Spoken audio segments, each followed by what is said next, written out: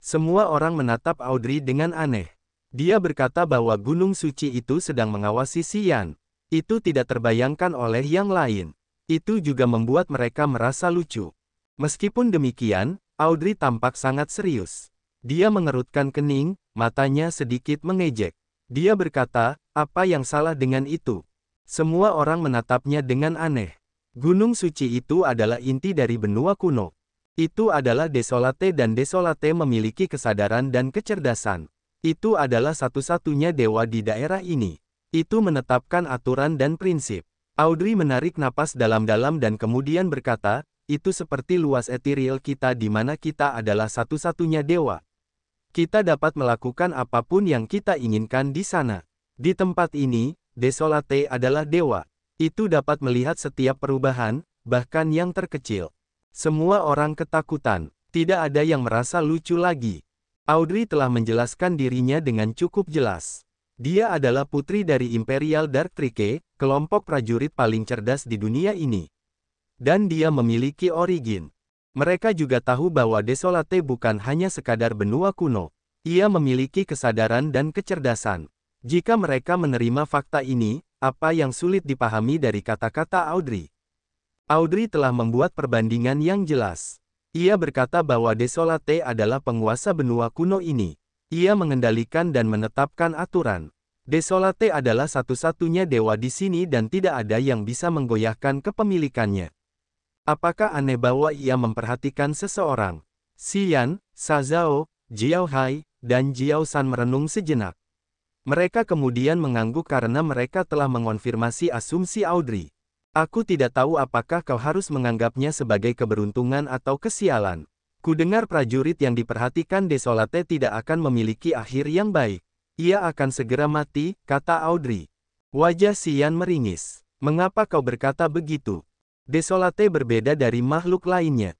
Ia kuat dan kuno. Ia makhluk yang paling misterius. Tidak ada yang bisa memahaminya. Ada yang bilang bahwa ia tidak memiliki emosi yang seharusnya dimiliki makhluk.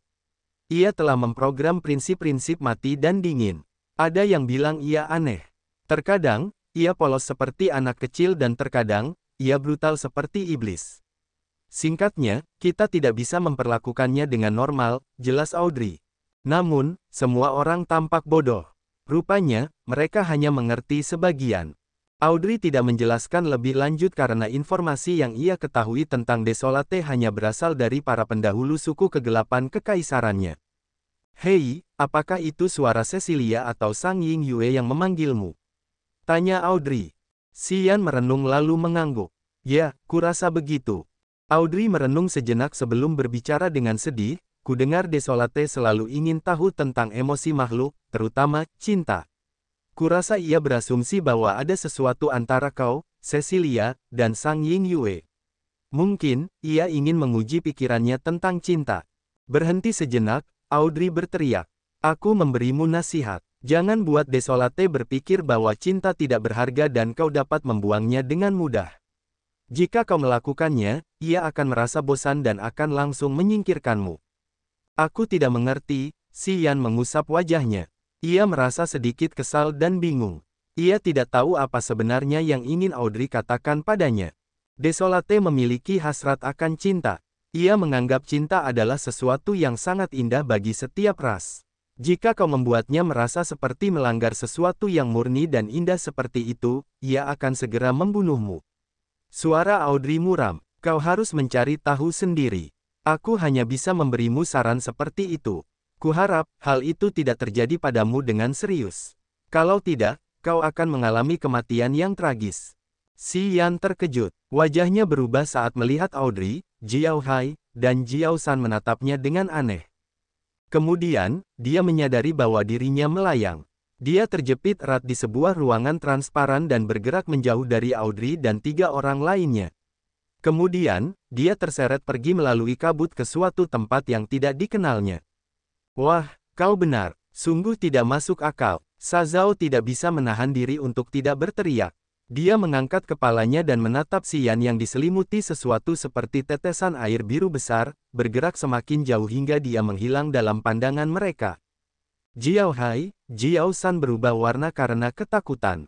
Xian benar-benar tidak terlihat oleh mereka. Shazao, Jiao Hai, dan Jiao San menatap Audrey dan bertanya serempak. Apakah dia akan baik-baik saja? Audrey menatap mereka dengan tatapan dingin dan arogan. Bukan aku yang memutuskan apakah sesuatu akan terjadi padanya atau tidak. Kita harus melihat apa yang dipikirkan Desolate tentang hal itu. Jika Desolate menganggapnya menarik, itu adalah keberuntungannya. Atau, itu adalah insiden terburuknya. Ekspresi Audrey sangat rumit. Dia, Hai, dan Chang Yun datang ke planet ini dengan tujuan yang sama. Mereka ingin mendapatkan persetujuan dari Desolate. Jika mereka diterima, mereka akan berhasil.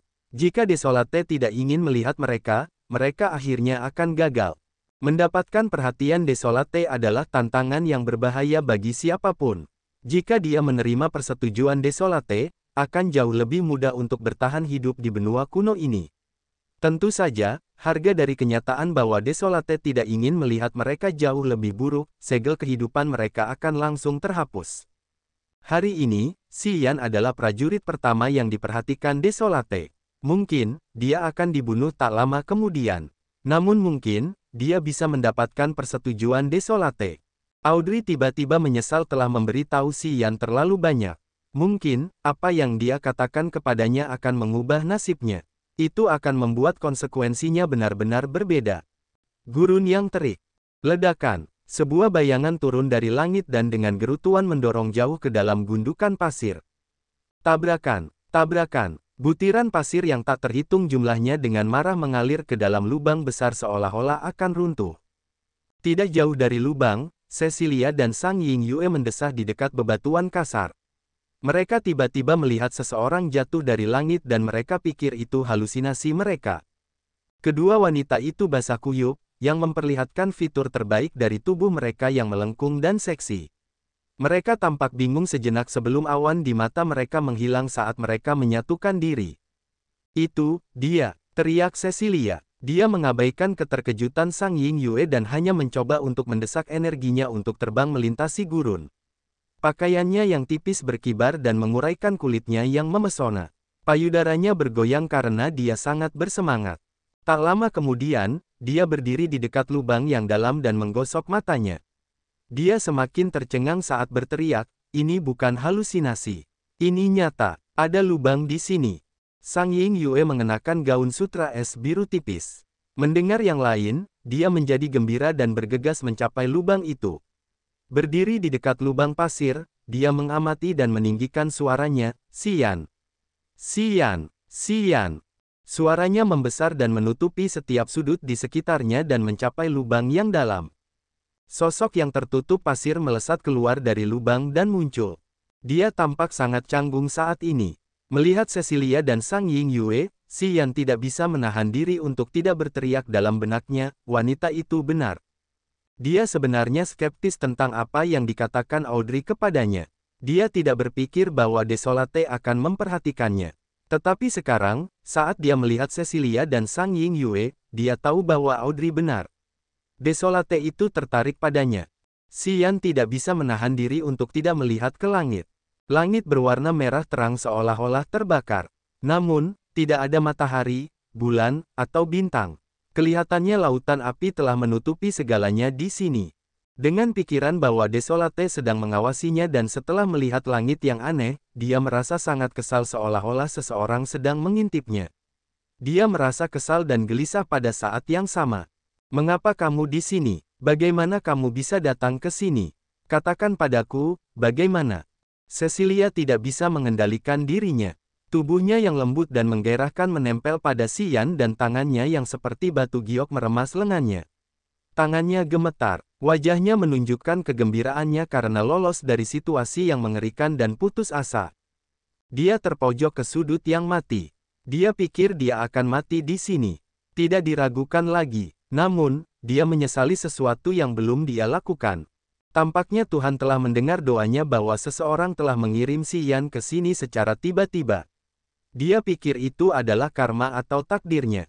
Bagaimanapun, dia segera mengikutinya dan mencengkeram lengan Xian erat-erat seolah-olah dia sedang memegang seluruh dunianya. Sang Yingyue sedikit lebih baik darinya. Sebuah tangan kecil dan dingin terulur, gemetar dan ragu-ragu. Tiba-tiba, dia meraih tangan Xian dan kemudian mengencangkan lengannya. Kemudian, dia berkata, "Oh, dia nyata." Dia telah memeriksa untuk memastikan apakah Xian nyata atau hanya halusinasinya. Dia berseri-seri seperti kepingan salju yang mekar. Pesonanya membuat orang-orang tercengang. Xian benar-benar bingung. Memiliki tubuh yang seksi dan menggoda dalam pelukannya yang menekannya dengan penuh gairah seperti api, dia tidak dapat menahan hasratnya ketika benda-benda bulat dan besar itu menekan dadanya. Menoleh ke belakang, dia menemukan bahwa Sang Ying Yue yang selalu dingin dan acuh tak acuh tersenyum dengan indah. Dan senyumnya yang cantik itu untuknya dan karena dia. Xian tersentuh. Ia menjadi linglung seakan-akan ia sedang berada dalam mimpi indah. Meskipun ia memiliki keindahan di pangkuannya, alih-alih menikmatinya, ia malah merasa tidak aman. Secara diam-diam, badai itu tampak seperti telah bangkit dan ditujukan kepadanya. Ia teringat apa yang Audrey katakan kepadanya tentang perhatian Desolate kepadanya. Ia dapat merasakan pori-porinya bergetar. Sarafnya menjadi tegang. Ia merasa sangat tidak nyaman. Perlahan-lahan, ia mengatur napasnya. Ia harus membuat dirinya sadar agar dapat melawan apapun yang dapat terjadi dengan cepat. Xian telah benar-benar melupakan Cecilia dalam pelukannya dan Sang Ying Yue yang begitu gembira. Ia harus selalu waspada. Tidak, itu tidak benar. Ia menggigil dan tiba-tiba menyadari ada yang salah. Ia menjadi gelisah dan gelisah. Ia sangat ingin tahu tentang emosi makhluk, terutama cinta. Jangan membuatnya bosan. Jangan membuatnya gagal. Kata-kata Audrey bergema di kepalanya. Tiba-tiba, Xian melupakan segalanya. Ia membersihkan semua pikiran cemas di kepalanya dan memaksa dirinya untuk tidak memikirkan situasinya saat ini. Dia membuat dirinya percaya bahwa dia tidak berada di benua kuno atau sedang mengikuti pelatihan apapun. Dia menganggap gurun ini sebagai pemandangan yang menakjubkan dan Cecilia serta Sang Ying Yue adalah bagian-bagian yang indah dari gambaran hidupnya. Dia memaksakan diri untuk mencurahkan semua kasih sayang di sini. "Kenapa kau di sini?" Setelah Cecilia bisa tenang, dia tampak sedikit panik ketika dia mendorongnya menjauh dan bertanya dengan skeptis. Mata Sang Ying Yue kembali tenang. Dia juga mengamatinya. Baik Cecilia maupun Sang Ying Yue, mereka tidak memiliki rasa sayang pada Xian. Mereka bersikap seperti itu karena mereka hanya membutuhkan seseorang untuk muncul ketika mereka hampir pingsan setiap menit. Xian datang ketika mereka sangat membutuhkan seseorang dan memberi mereka pintu gerbang untuk melampiaskan emosi mereka. Itulah sebabnya mereka tidak bisa mengendalikan diri. Setelah mereka tenang, mereka diam-diam menjauh dari Xian. Namun, itu tidak mengalihkan perhatian mereka dari mengetahui bagaimana dia turun dari langit seperti itu. "Yah, aku mendengar seseorang mengutukku." "Ya." Xian tersenyum aneh dan menyapu matanya ke arah Cecilia. Dia menilai kecantikan wanita itu dalam hati dan kemudian berkata, "Jika aku tidak salah, kaulah yang telah mengutukku." "Ya, itu aku." Cecilia memberinya senyum menawan. Tubuhnya yang berlekuk bergoyang, payudaranya yang bulat bergoyang. Hanya dengan melihatnya saja, orang-orang akan ingin pikirannya tenggelam di sana. Meskipun dia tidak sehalus dan secantik Sang Ying Yue, dia memiliki kelebihan sebagai wanita dewasa yang seksi. Dia seperti danau yang menarik dan dalam yang dapat menangkap jiwa orang-orang dan mengurung mereka di sana. "Bagaimana kau bisa tiba-tiba datang ke sini seperti itu?"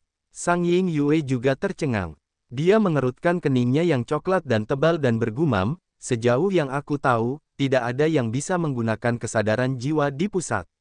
Kurasa kau tidak bisa menggunakan kesadaran jiwa untuk mencari kami." "Benar. Benar. Kesadaran jiwaku juga terikat di area ini." Wajah Xian menjadi serius. "Selain aku, hal yang sama terjadi pada Haik dan Audrey. Tidak ada yang bisa terus menggunakan kesadaran jiwa untuk memeriksa bahaya terlebih dahulu. Jadi, bagaimana kau bisa?" "Sudah kubilang, aku mendengar kalian memanggilku." Cecilia menjerit pelan, wajahnya berbeda. "Yah, kami sebenarnya sedang membicarakannya. Apakah dia juga mendengarnya?" Sang Ying Yue mengernyitkan alisnya, tenggelam dalam pikirannya. Dia tidak mengatakan apapun. Setelah waktu yang lama, dia mengangkat kepalanya dan menatap gunung suci yang jauh dari mereka, menyipitkan mata dan bergumam. "Apakah karena itu?" Xian terguncang. "Itu benar, Sang Ying Yue sedikit gemetar, wajahnya kaku saat dia berbicara dengan getir, aku tidak tahu apakah kamu orang yang paling beruntung atau orang yang paling tidak beruntung. Aku tidak tahu apakah dia memperhatikanmu terlebih dahulu. Jadi, kamu tahu sesuatu tentang Desolate? Xian bertanya dengan heran. Aku tahu sesuatu, tapi tidak secara rinci. Sang Ying Yue mengangguk dan menambahkan, ayahku yang memberitahuku. Apa yang kau bicarakan? Cecilia merasa seperti berjalan di tengah kabut tanpa melihat batas. Ia tak kuasa menahan diri untuk berteriak. Bisakah kau lebih transparan? Aku tidak mengerti. Dulu aku mendengar dari ayahku bahwa Desolate akan memilih seseorang yang menurutnya menarik untuk diperhatikan, dengan seksama. Namun, orang yang diperhatikannya akan segera mati. Mata cerah Sang Ying Yue tampak sedikit gugup. Tidak banyak orang yang bisa bertahan hidup sampai akhir. Kebanyakan dari mereka akan binasa, baik jiwa maupun raga. Di planet ini, Desolate adalah satu-satunya dewa. Petik 2. Jadi, maksudmu Xian akan segera mati? Wajah menawan Cecilia memucat dengan cepat. Ya, jika tidak ada hal yang tidak terduga terjadi, Sang Ying Yue menundukkan kepalanya. Cecilia bisa melihat kesedihan di wajahnya. Ia merasa hatinya hancur. Ia merasa getir dan kesal seperti ketika sesuatu yang ia sukai dihancurkan sebelum ia sempat mendapatkannya. Hal itu sangat membuatnya kesal. Itu seperti ujian. Tidak ada yang perlu dikhawatirkan, kata Xian dengan wajah tegas. Dia tampak tidak mempermasalahkannya sama sekali. Aku bisa melihat bahwa kondisimu tidak begitu baik. Kita telah terkurung di sini untuk waktu yang lama namun tidak diketahui. Tempat terkutuk ini sangat panas. Badai pasir dapat langsung masuk ke otakmu. Jika kau tidak menggunakan kekuatan dewa untuk bertahan, jiwa inangmu akan terhempas. Tidak mudah bagi kita untuk bertahan dalam waktu yang lama, gerutu Cecilia. Kenapa kau tidak keluar? Xian bertanya dan kali ini menatap Sang Ying Yue. Itu pasti formasi alami yang aneh. Kita tidak dapat menemukan solusinya. Itulah sebabnya kita di sini sampai sekarang, kata Sang Ying Yue. Biarkan aku melihat apakah aku dapat menemukan solusinya, angguk Xian. Dia membelai cincin langit fantasi. Sebuah lingkaran cahaya kabur bersinar. Pesawat ulang-alik pemecah langit muncul, bersinar dan berputar di depannya. Bisakah kau memecahkan labirin ini? Dia menggunakan jiwa untuk berbicara dengan pesawat ulang-alik. Labirin, apakah ini labirin? Pesawat ulang-alik pemecah langit mengiriminya pesan jiwa dengan jeda yang tidak wajar. Setelah sekian lama, benda itu menyerbunya dengan pesan-pesan jiwa. Itu labirin alam yang aneh. Strukturnya paling primitif. Astaga, di mana kau? Pesawat ulang-alik pemecah langit berasal dari Grace Mainland. Pesawat itu dibuat oleh seorang pandai besi psikopat dahulu kala. Xian memiliki pencapaian luar biasa dalam pandai besi. Ia bahkan bisa menempa senjata-senjata suci, tetapi ia masih belum memecahkan misteri pesawat ulang-alik pemecah langit. Ia tidak tahu bagaimana pandai besi itu menyempurnakan pesawat ulang-alik itu, yang membuatnya menjadi musuh bebuyutan dari semua penghalang dan pembatasan. Kekuatannya tak terbayangkan kuatnya.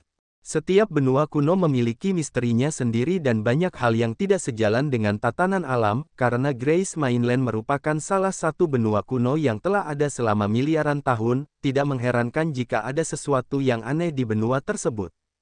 Mengapa kau berkata begitu? Xian terkejut. Pesawat ulang-alik pemecah langit memiliki roh perkakas, yang diciptakan dengan teknik ajaib dan unik.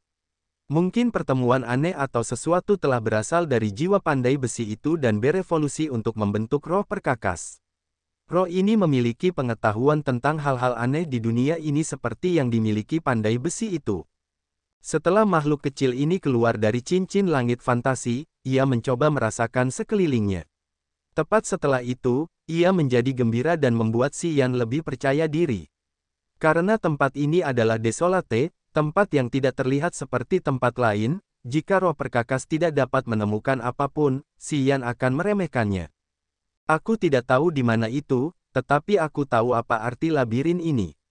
Roh perkakas itu gelisah. Terkadang, ia kuat sementara di waktu lain ia lemah. Baiklah, biar ku jelaskan seperti ini.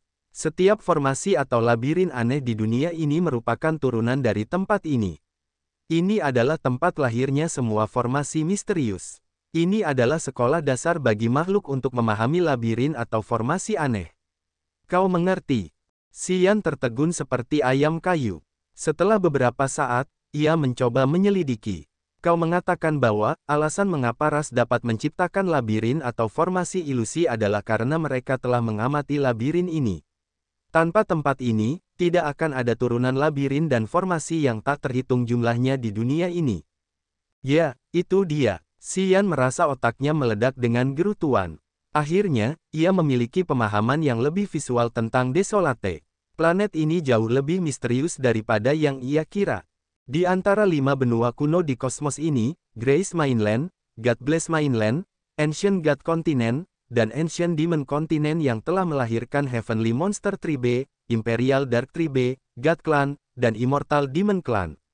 Mereka adalah tempat lahirnya semua makhluk. Mereka telah menjadikan 4 makhluk agung sebagai penguasa alam semesta ini atau penguasa resmi bumi dan surga.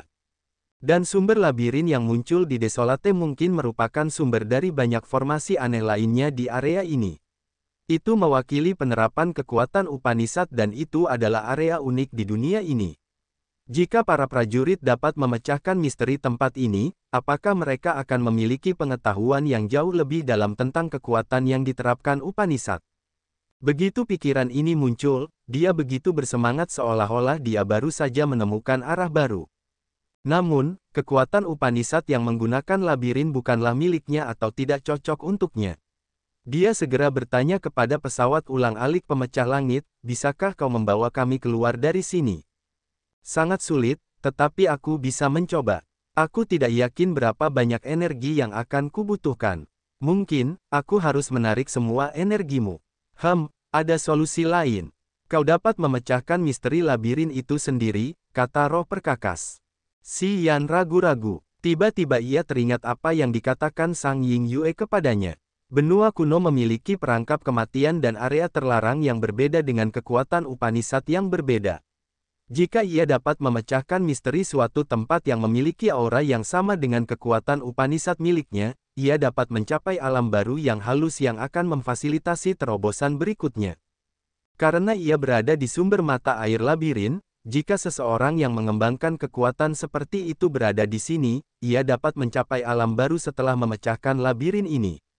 Namun, tampaknya, Xian, Cecilia, dan Sang Ying Yue bukanlah pejuang seperti ini. Jika tidak, mereka tidak akan tenggelam dalam situasi ini. Ia memandang Cecilia dan Sang Ying Yue, merenung sejenak, aku akan mengirimkan energi kepadamu. Mari kita hancurkan tempat ini.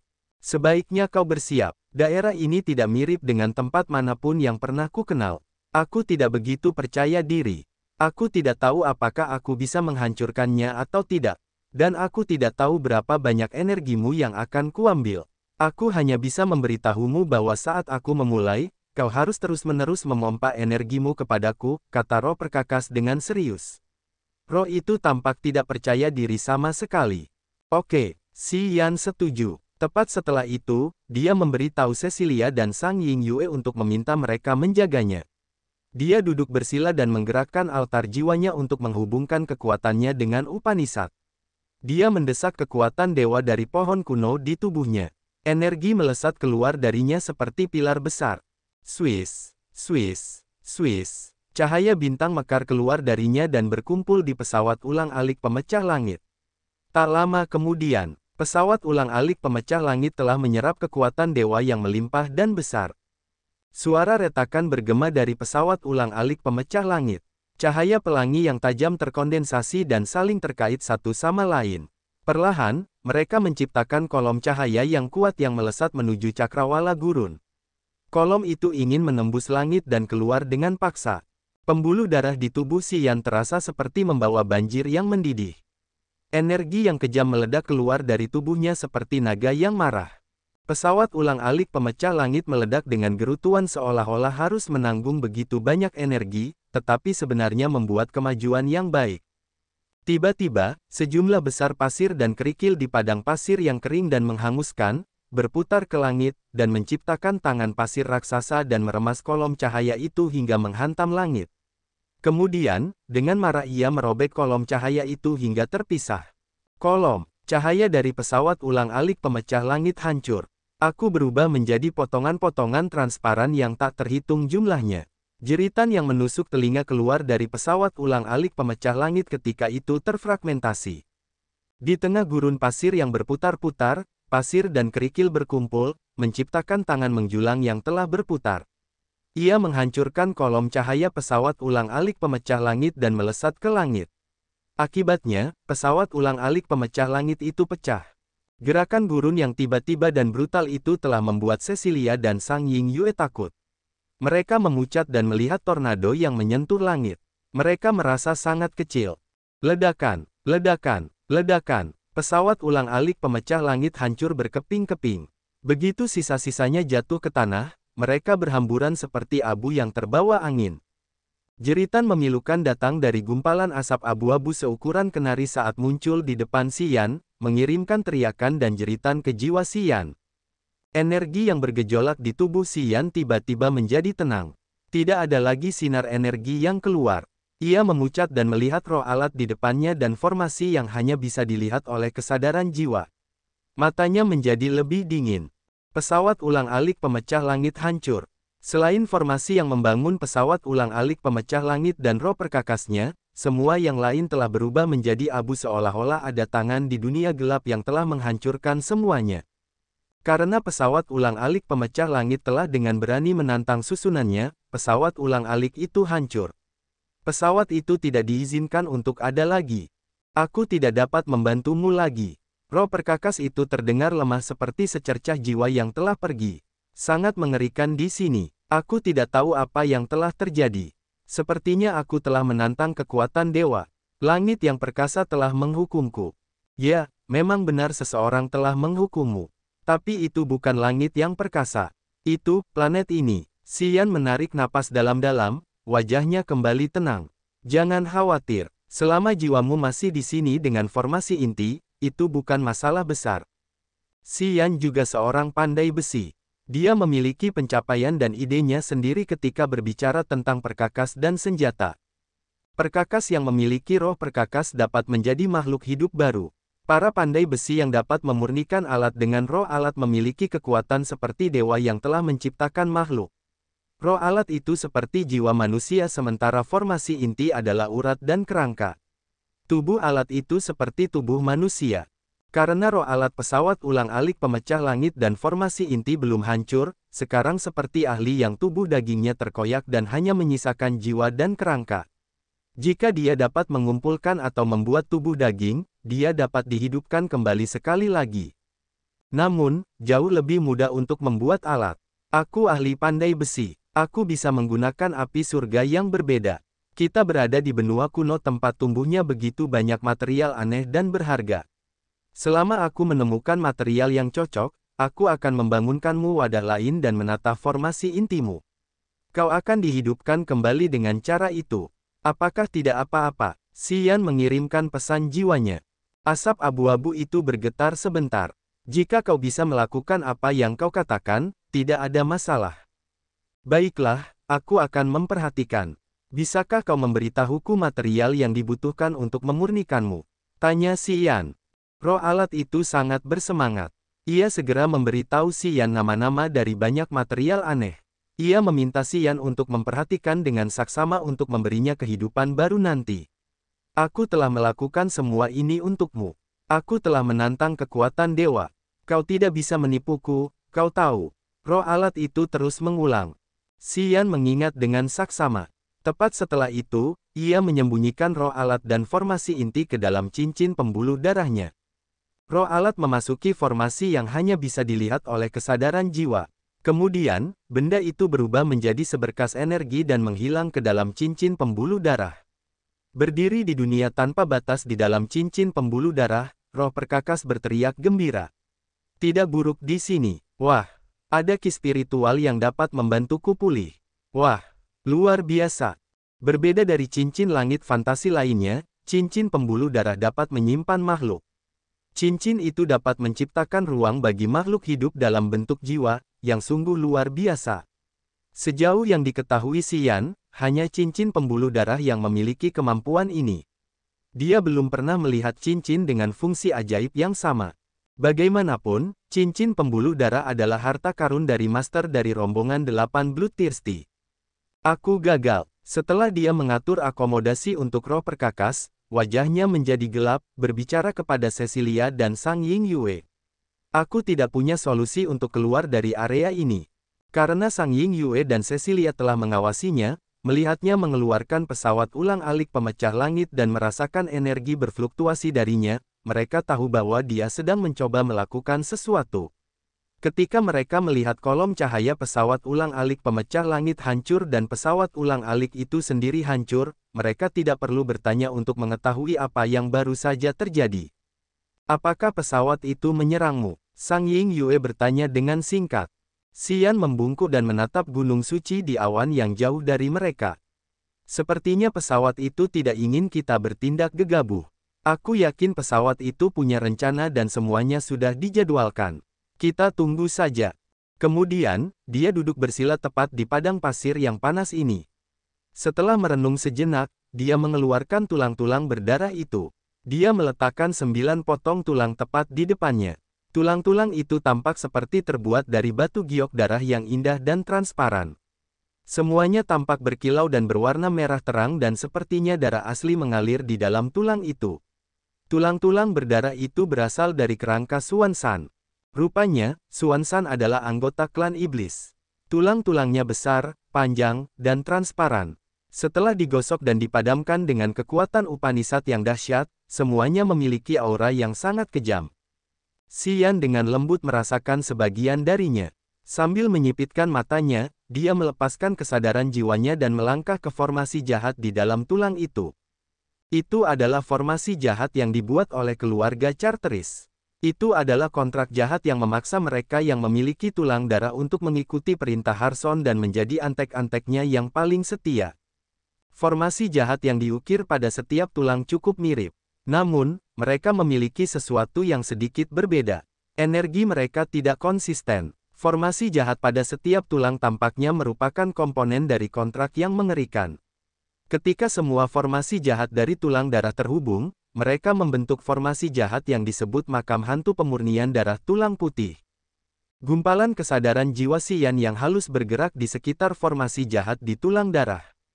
Altar jiwanya berputar. Titik-titik akupuntur di tubuhnya menyemburkan energi negatif dan menutupi seluruh tubuhnya dengan aura kematian. Cecilia dan Sang Ying Yue berubah warna. Mereka berdua merasakan perubahan ajaib di tubuhnya. Mereka tanpa sadar menjauh darinya, pucat dan takut. Tiba-tiba, mereka menemukan energi kehidupan Xian menghilang. Dia sekarang tidak berbeda dari orang mati. Mereka tidak dapat mengenali tanda-tanda kehidupan apapun padanya yang membuat bulu kuduk mereka berdiri. Tulang-tulang berdarah di depan Xian tiba-tiba memancarkan sinar cahaya merah darah yang aneh. Bersama-sama, mereka tampak seperti formasi yang aneh dan misterius. Kedua wanita itu saling bertukar pandang. Mereka menjadi pucat ketika altar jiwa mereka merasa bingung. Kalian menjauhlah dariku. Jangan lihat aku. Kalau tidak, kalian akan kehilangan kendali atas jiwa kalian. Tiba-tiba, Xian yang tidak memiliki fluktuasi energi kehidupan menoleh ke arah mereka dan mendesis. Cecilia dan Sang Ying Yue bergegas menjauh darinya seperti burung yang takut bertengger di dahan yang melengkung. Mereka menjauh 10 langkah darinya dan tidak berani menatapnya. Mundur lebih jauh. Xian berteriak pelan. Sang Ying Yue dan Cecilia sedikit mengubah wajah mereka. Mereka juga merasakan ki darah di sekitarnya semakin ganas. Tanpa banyak keraguan, mereka bergerak lebih jauh sampai Xian menjadi titik merah kecil di mata mereka yang indah. Ketika mereka menemukan bahwa mereka tidak terpengaruh lagi, jadi mereka berhenti dan akhirnya tenang. Apa yang sedang dia lakukan? Cecilia mengerutkan kening. Dia memiliki tulang-tulang berdarah, kan? Kurasa dia ingin menggunakan kekuatannya untuk menyerang labirin gurun ini. Sepertinya tidak, Sang Ying Yue menggelengkan kepalanya, wajahnya tampak aneh. Tulang-tulang berdarah itu berasal dari prajurit Harson. Mereka pasti punya beberapa cerita latar belakang. Aku bisa melihat beberapa formasi jahat dan misterius dari keluarga Charteris pada tulang-tulang itu. Kurasa dia ingin membersihkan formasi itu dan menjadikan tulang-tulang itu senjata barunya. Dia mengerti kekuatan kematian Upanishad, kata Cecilia. Sang Ying Yue dan Cecilia saling berpandangan. Mereka terdiam dan tidak berkata apa-apa. Ketakutan muncul di mata mereka seolah-olah para prajurit yang menggunakan kekuatan kematian Upanishad adalah banjir jahat atau binatang buas. Kekuatan haus darah dan iring-iringan 8 berasal dari legenda kuno. Kau dan aku belum pernah menyaksikan kekuatan-kekuatan haus darah, tapi kurasa kau pernah mendengarnya. Petik 2. Cecilia menarik napas dalam-dalam. Klan dewa telah menghancurkan mereka sehingga mereka bisa menjadi penguasa kosmos ini. Dan sebelum itu, pasukan haus darah adalah musuh bersama seluruh alam semesta. Mereka jauh lebih kuat daripada klan dewa saat ini. Para ahli dari semua wilayah bintang harus bergandengan tangan dengan klan dewa untuk menghancurkan pasukan ini. Aku pernah mendengar tentang legenda ini, tetapi aku tidak tahu apakah itu benar atau tidak. Itu benar, Sang Ying Yue menarik napas dalam-dalam. Wajahnya belum pernah dicukur sebelumnya. Jika kau tahu struktur pasukan haus darah, kau tidak akan meragukan legenda itu atau intimidasi mereka. Berhenti sejenak, Sang Ying Yue melanjutkan dengan sungguh-sungguh. Anggota inti pasukan haus darah, misalnya, para pemimpin Kortege of Eight, semuanya adalah prajurit teratas dari klan dewa, klan iblis abadi, suku monster surgawi, dan suku kegelapan kekaisaran. Cecilia berubah warna karena ketakutan dan menatap Sang Ying Yue dengan tatapan bingung. Maksudmu pasukan haus darah telah merekrut anggota 4 makhluk agung. Mereka bisa hidup bersama dalam harmoni dan melayani tuan yang sama. Sang Ying Yue mengangguk dan memberikan rincian lebih lanjut. Tepatnya, anggota inti pasukan haus darah semuanya adalah ahli luar biasa dari 4 makhluk agung. Bagaimana mungkin? Teriak Cecilia. Suku monster surgawi dan suku kegelapan kekaisaran selalu bermusuhan satu sama lain. Klan dewa dan klan iblis abadi adalah musuh bebuyutan. Bagaimana mereka bisa membentuk satu tim? Aku tidak tahu, Sang Ying Yue tampak aneh. Ayahku memberitahuku hal ini. Dia telah bepergian ke banyak wilayah bintang besar. Dia memiliki hubungan dengan pasukan haus darah. Xian datang ke sini kali ini karena ayahku mencuri buah penuntun milik saudaraku dan memberikannya kepadanya. Dia datang ke Agate Star Area untuk menjemput Xian dan membawanya ke benua kuno ini. Rupanya, pria ini berasal dari warisan kematian dari Bloodthirsty Force. Oh, begitulah adanya, Cecilia terkejut.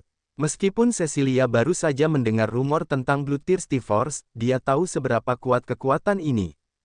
Dia tahu bahwa kekuatan ini adalah musuh bersama seluruh kosmos. Mereka dulunya adalah penguasa tirani. Kemudian, klan dewa telah bergandengan tangan dengan kekuatan lain di seluruh alam semesta untuk menyerang mereka. Perlahan-lahan, mereka kelelahan dan menghilang.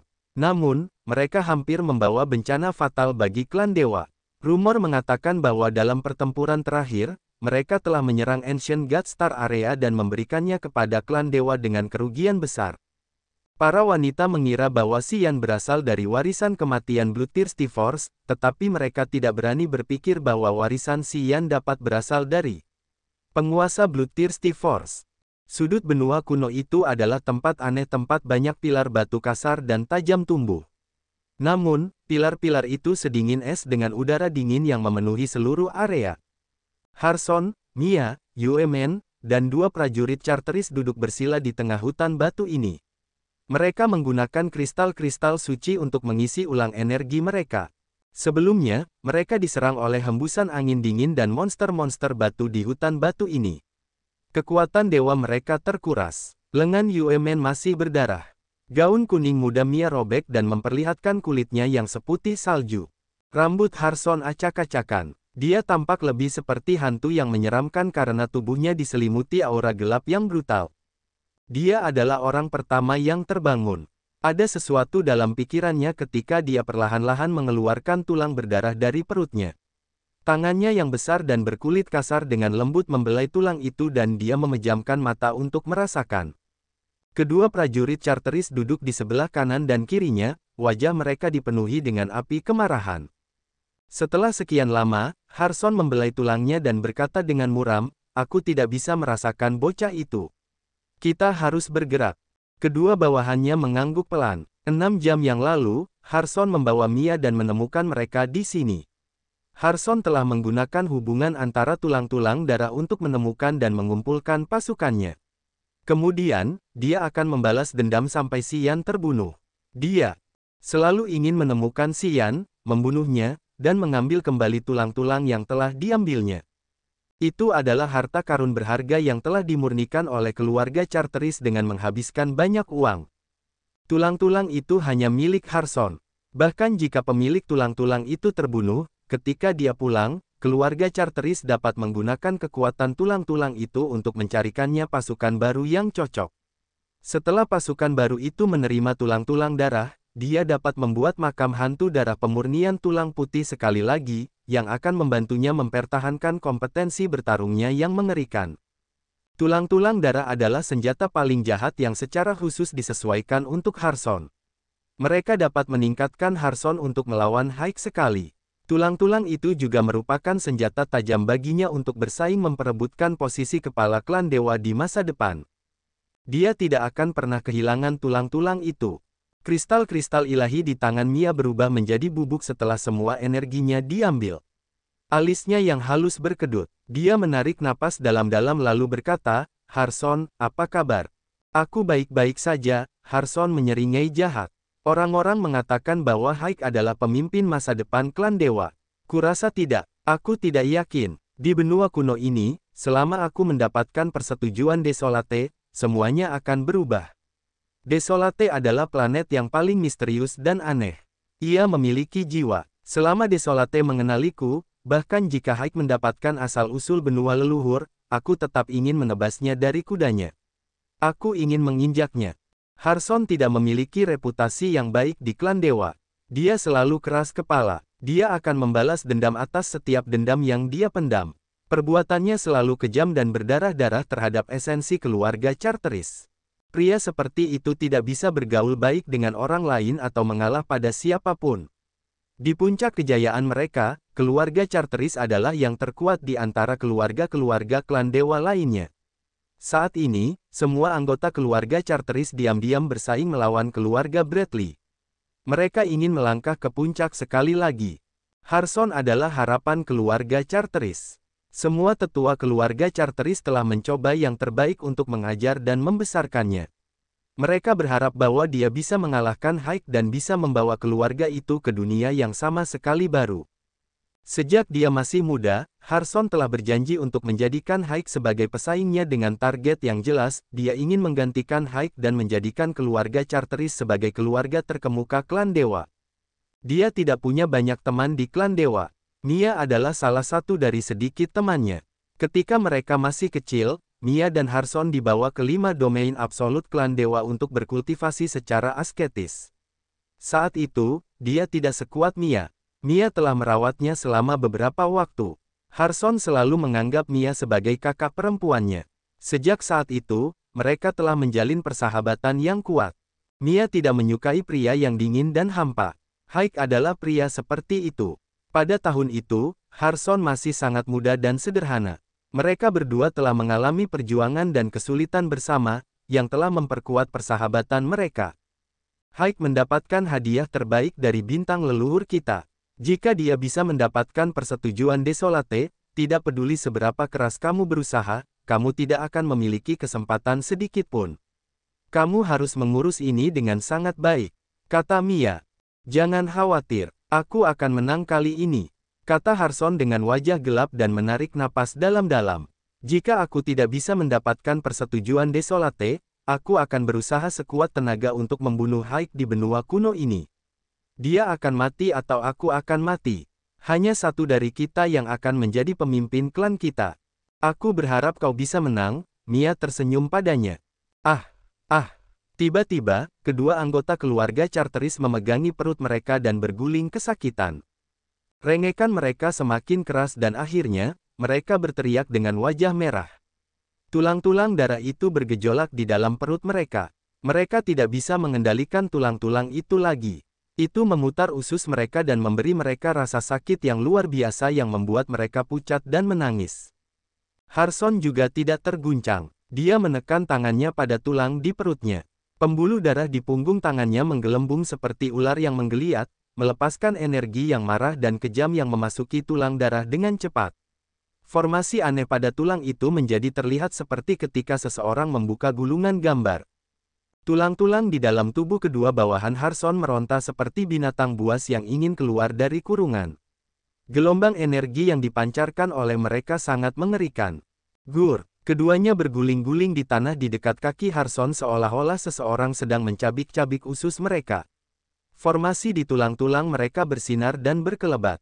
Mereka tampaknya ingin keluar dari tubuh mereka dan terbang menjauh karena seseorang telah menghapus formasi jahat pada mereka. Apa yang terjadi? Teriak Mia dengan suara serak. Si bocah iblis abadi itu. Dia mempermainkan kita. Harson tampak begitu ganas. Melihat kedua prajuritnya yang tidak tahan lagi, Harson mengubah wajahnya dan kemudian mengulurkan tangannya. Dia meletakkan tangannya di kepala kedua bawahannya. Ledakan, ledakan, tengkorak kedua prajurit Harson hancur. Jiwa inang di altar jiwa meledak langsung seperti telur yang rapuh, mengirimkan pecahan-pecahan sisa jiwa yang hancur. Harson memasang wajah dingin. Dia bahkan tidak melihat prajuritnya yang baru saja meninggal secara tragis. Dia melambaikan tangannya dan mengambil 2 potong tulang itu. Sambil menarik napas dalam-dalam, dia menusukkannya ke perutnya. Dia berkata sambil meringis, jiwa mereka tidak cukup kuat untuk menahan tulang-tulang berdarah itu. Aku harus menghancurkan jiwa mereka dan menggunakan jiwaku untuk mengendalikan tulang-tulang itu. Begitulah caraku menyerang balik bocah itu. Yue Men menatapnya dalam diam, wajahnya pucat. Dia menggigil saat menyaksikan tindakan kejam Harson. Mia mengernyitkan alisnya. Meskipun dia tidak benar-benar setuju dengan Harson, dia tidak mengatakan apapun. Di matanya, prajurit Harson adalah cakar kucing yang telah diatur oleh keluarga Charteris untuknya. Bukan masalah besar ketika mereka mati untuknya.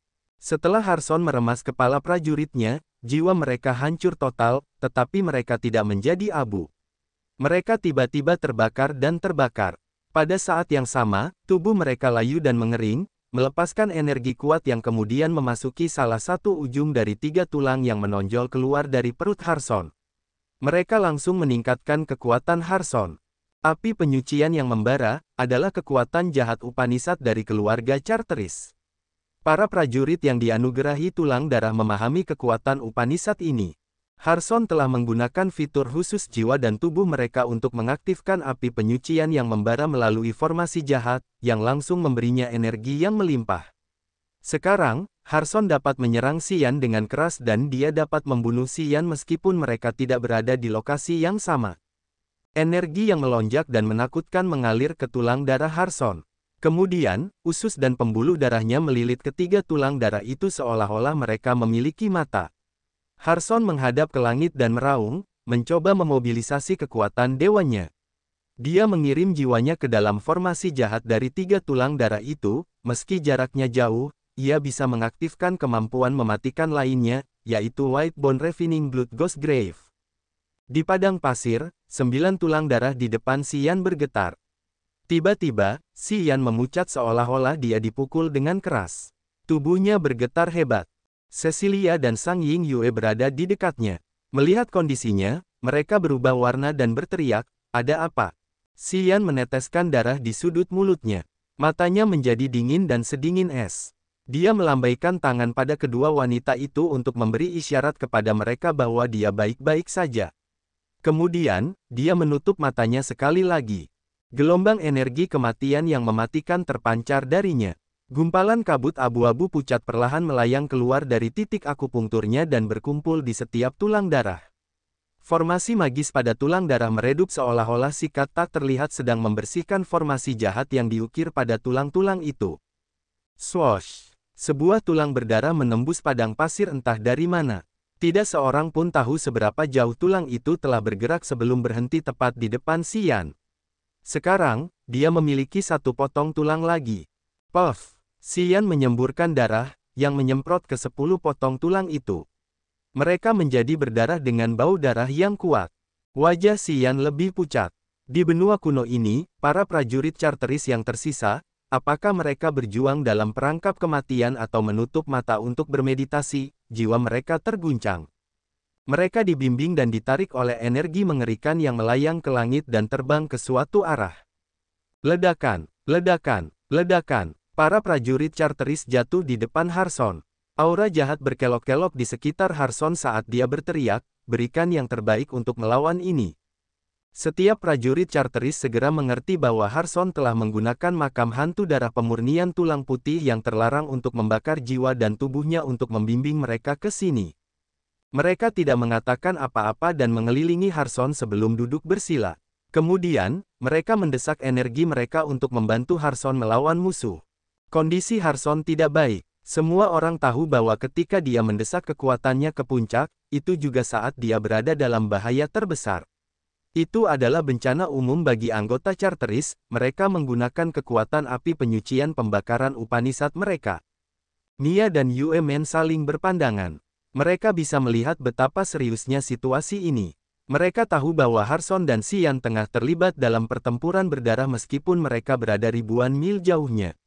Dan kali ini, perjuangan mereka jauh lebih berbahaya daripada sebelumnya. Jika Harson gagal, semua bawahannya juga akan terbunuh bersamanya. Xian akan dapat mengambil semua tulang Xuanzan. Tulang darah yang harus dimurnikan oleh keluarga Charteris dengan berbagai macam bahan untuk Harson akan menjadi senjata suci yang tajam di tangan Xian. Di padang pasir, Xian menyemburkan lebih banyak darah. Darahnya tampak seperti potongan-potongan batu rubi gelap yang disemprotkan pada 10 tulang darah. Formasi yang diukir pada 10 tulang itu sangat samar. Formasi itu hampir jelas. Sang Ying Yue dan Cecilia menatapnya dan merasa sangat tegang. Mereka khawatir sesuatu yang buruk akan terjadi padanya. Mereka berharap dia bisa bertahan sampai akhir. Karena keadaan sudah seperti ini, mereka dapat melihat bahwa Xian sedang melawan Harson sekali lagi. Mereka semua tahu betapa gilanya Harson. Mereka khawatir Xian tidak bisa mengalahkan Harson dan jiwanya akan hancur. Hidupnya akan berakhir karena 10 tulang itu. Namun, Xian jauh lebih kuat dan lebih tangguh dari yang mereka kira. Tubuhnya berubah. Perlahan-lahan, dia memiliki tubuh iblis abadi. Setiap tetes darah iblis abadi mendidih di dalam tubuhnya dan melepaskan gelombang energi jahat yang sangat besar. Lapisan pakaian sutra yang terbuat dari cahaya bintang secara bertahap menutupi tubuh iblis abadinya dan menenggelamkannya ke dalam jubah transparan yang indah. Ketika Sang Ying Yue dan Cecilia melihatnya seperti ini, mereka merasa bahwa dia begitu sempurna. Kedua wanita itu tercengang. Mata indah mereka menatap Xian dengan aneh. Swosh, swosh. Garis darah yang indah terbang keluar dari 10 tulang darah saat formasi jahat di atasnya menghilang hanya dalam sekejap mata. Garis darah yang tak terhitung jumlahnya melayang dan terbang menjauh, menuju Harson. Saraf tegang Xian menjadi rileks. Dia merasa sangat lelah. Namun, dia tertawa gembira karena dia bersemangat melihat 10 tulang darah itu. Tulang darah dengan noda darah iblis abadi di tubuh Xian menjadi lebih jernih dan merah tua. Mereka berkilau dan berkelap-kelip seolah-olah mereka adalah kristal darah. Meskipun mereka tampak indah, mereka semua memiliki aura yang brutal dan mematikan. Sekarang, mereka dapat digabungkan dengan tulang Xian. Melihat 10 tulang darah dan merasakan hubungan dekat dengan darah di tubuhnya, Xian tahu bahwa dia tidak menyia-nyiakan usahanya. Mulai sekarang, 10 tulang Xuanzan ini akan menjadi senjata tajamnya yang sebenarnya.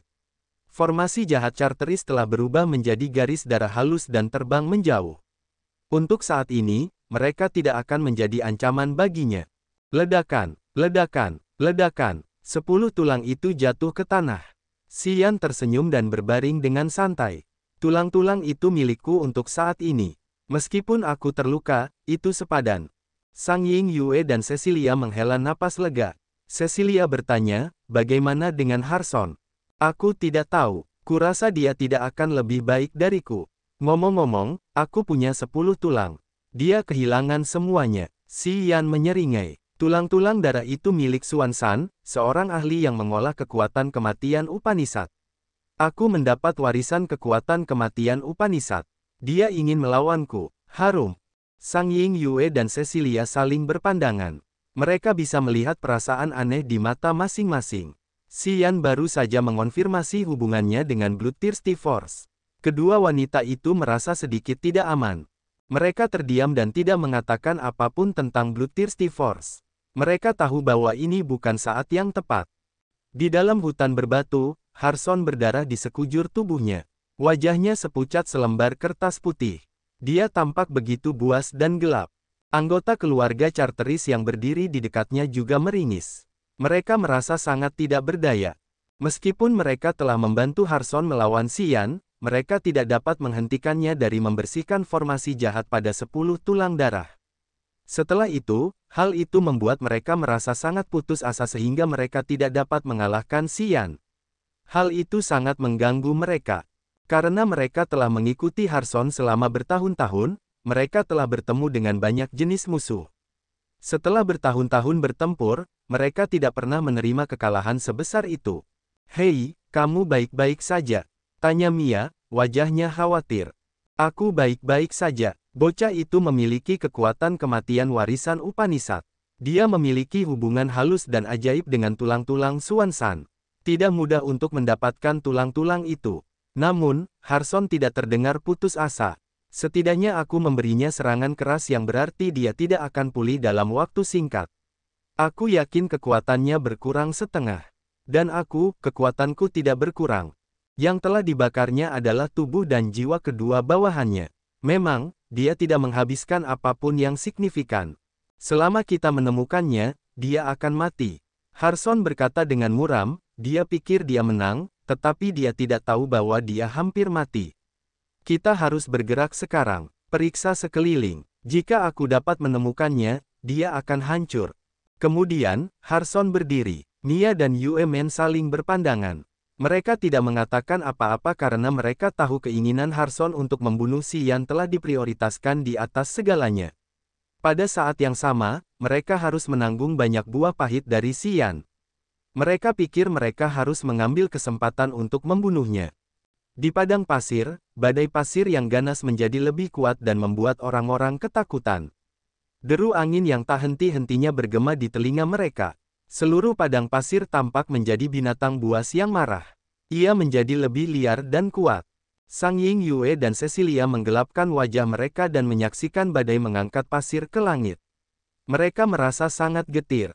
Mereka telah tinggal di padang pasir ini untuk waktu yang lama.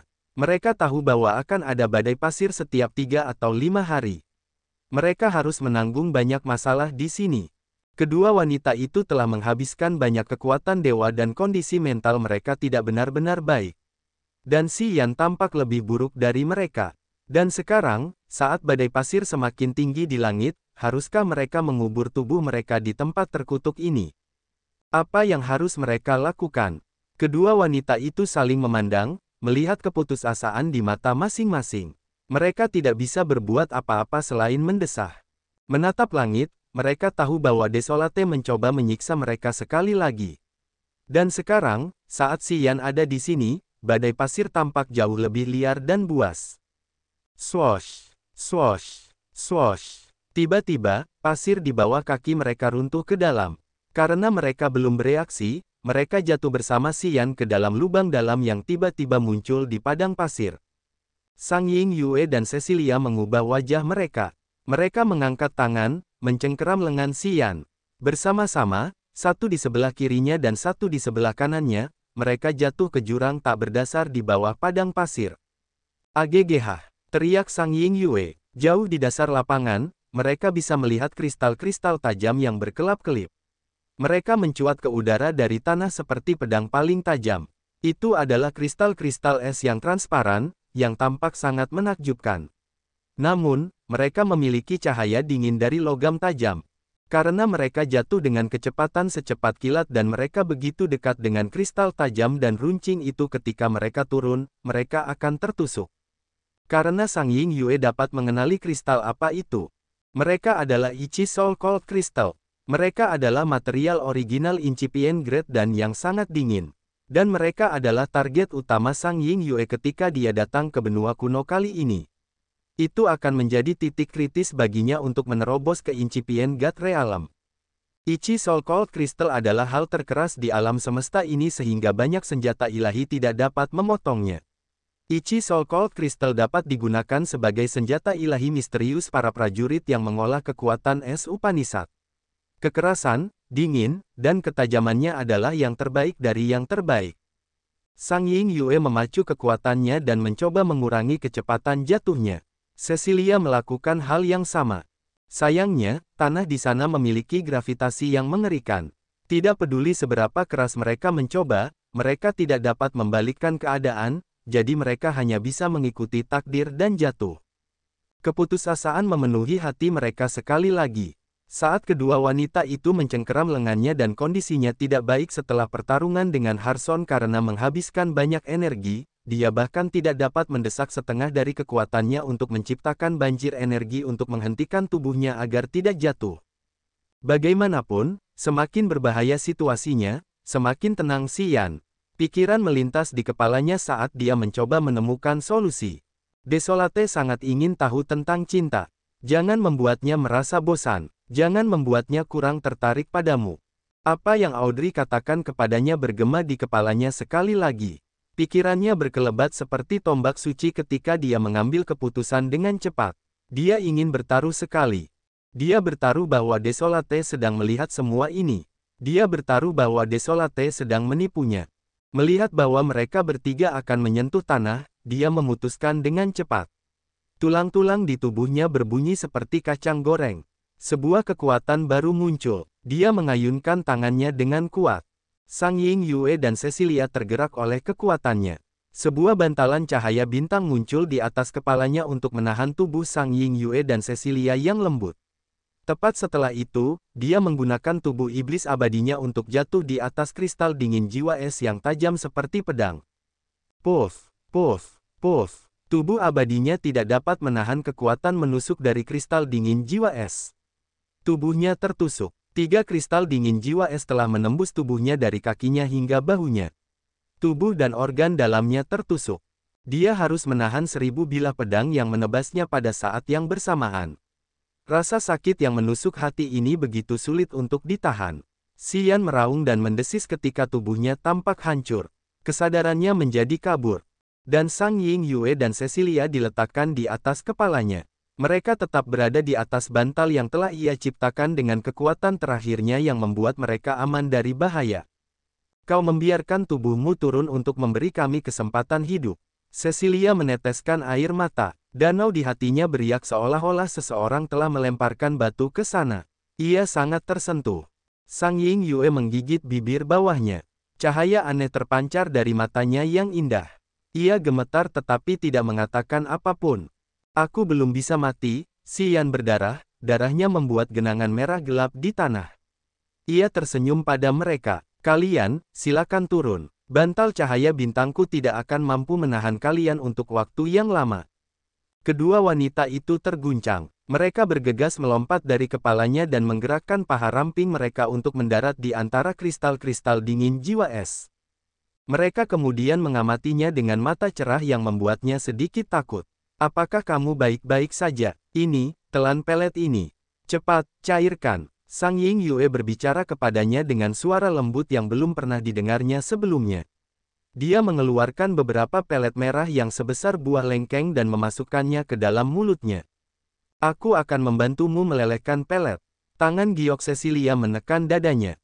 Seberkas kekuatan lentur perlahan mengalir ke tubuhnya dan dengan hati-hati membantunya melelehkan pelet. Xian menikmati perhatian mereka dan wajahnya menjadi aneh. Dia melihat sekeliling dan menjadi bingung.